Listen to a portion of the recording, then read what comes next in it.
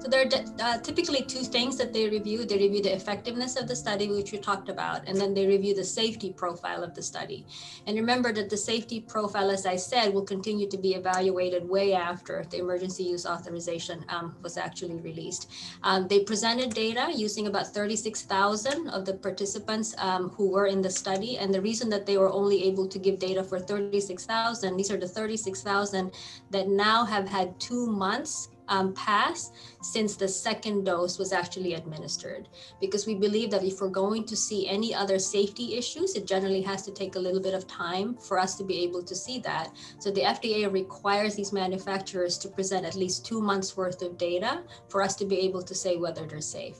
And within those 2 months, for those 36,000 individuals, we saw very little in terms of severe reactions and almost negligible serious adverse reactions.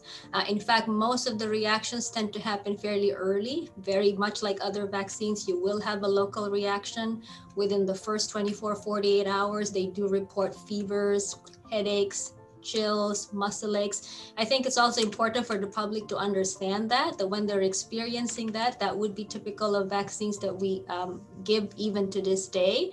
But it's also important to recognize that sometimes those same symptoms can be confusing for COVID. And so one of the things that we'll continue to ask the public to do when we get to that point is that you can still pretty much get COVID even if you have been vaccinated. And it's very important to maintain the same precautions that you do now. Continue to wear a mask, continue to wash your hands, continue to practice safe distancing.